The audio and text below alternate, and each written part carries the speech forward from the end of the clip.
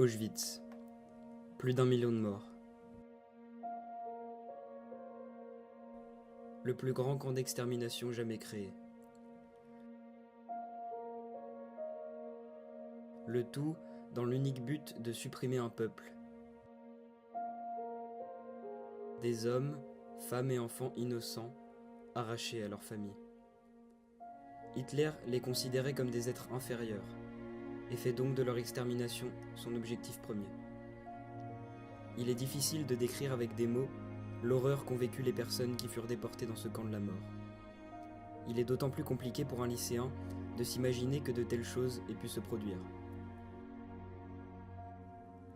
Notre visite d'Auschwitz commence par l'épuisant trajet de l'Institut Notre-Dame jusqu'au camp. Nous avions rendez-vous à 2h30 à l'IND avant de nous diriger vers l'aéroport de Paris-Orly. Nous avons ensuite embarqué à bord d'un vol réservé uniquement aux lycéens participant au projet. Nous retrouvions dans cet avion des jeunes venant de différents lycées d'Île-de-France. Notre lycée a pu être retenu grâce à l'engagement de Madame de Tournemire, professeure d'histoire.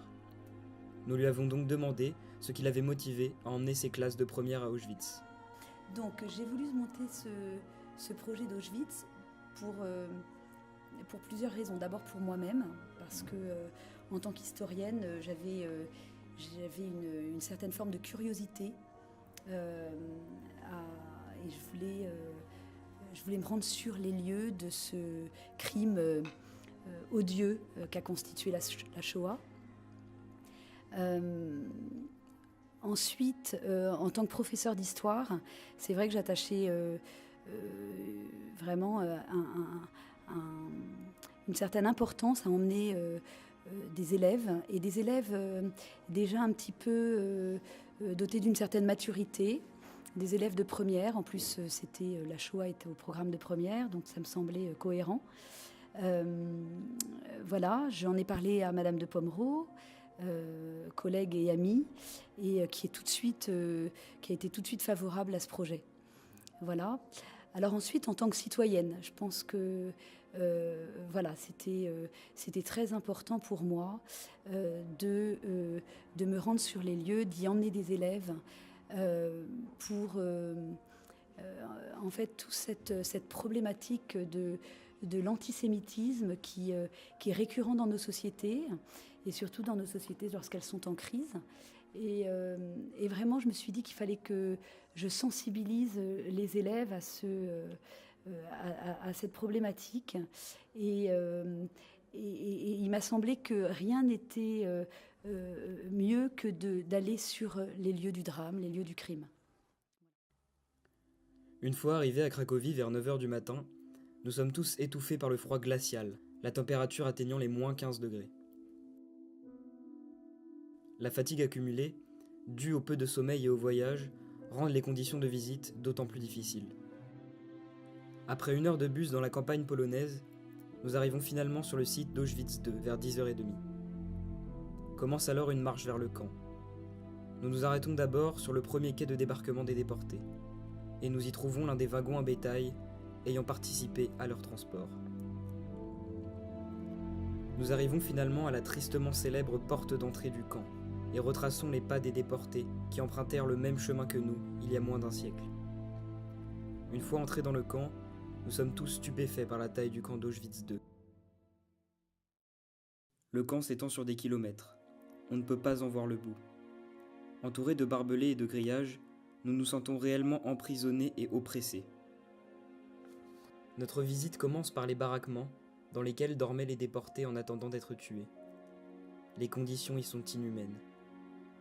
On dort sur des planches en bois, ou parfois même le sol. Les murs sont remplis de trous, laissant rentrer l'air glacial à l'intérieur des baraquements.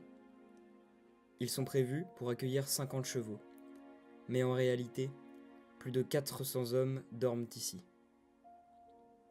Ces baraquements sont présents partout sur l'immense camp. Ils semblent s'étendre à perte de vue. Certains sont en ruine, détruits après le départ pressé des nazis. Mais d'autres sont toujours intacts, et ceux que nous visitons nous laissent tous sans voix. Nous visitons également les baraquements des toilettes, ayant des conditions hygiéniques indescriptibles, mais aussi les lavabos communs, qui sont en réalité des abreuvoirs pour chevaux. Lors de nos déplacements sur le camp, nous sommes forcés de remarquer les miradors placés partout autour du camp, postés tous les 20 mètres sur les lignes de grillage. Les barbelés présents partout à l'intérieur du camp et autour du camp provoquent la peur et l'angoisse. Lors de notre visite, nous marchons à travers l'entièreté du camp, sous une température de moins 15 degrés, ce qui nous permet de nous rendre compte du froid que devaient ressentir les prisonniers, à peine vêtus.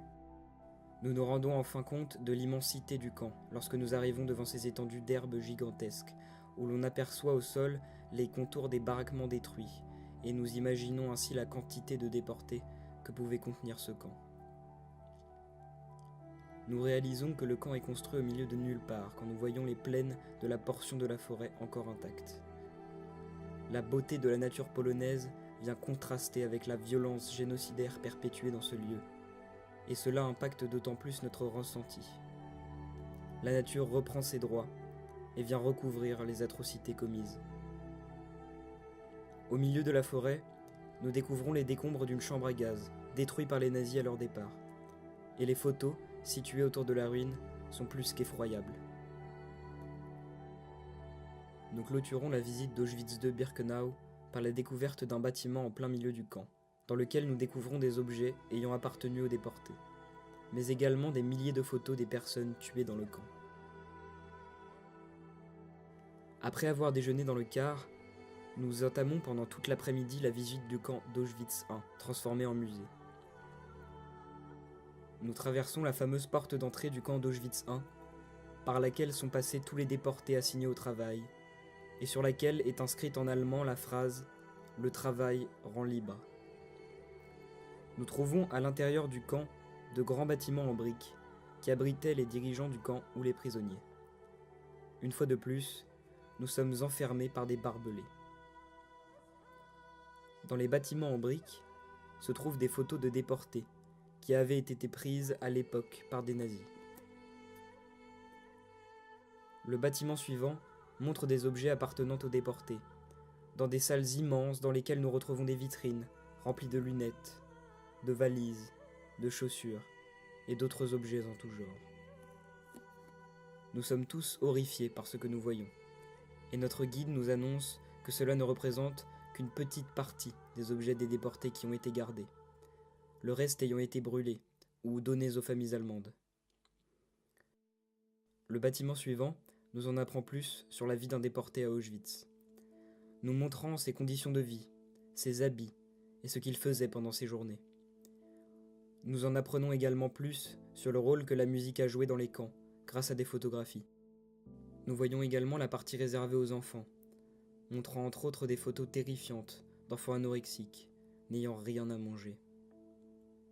Ce bâtiment est parcouru par un long couloir, sur lequel est accroché des milliers de photos d'hommes juifs déportés à Auschwitz. À mesure que nous observons ces photos, nous réalisons la violence d'un tel génocide.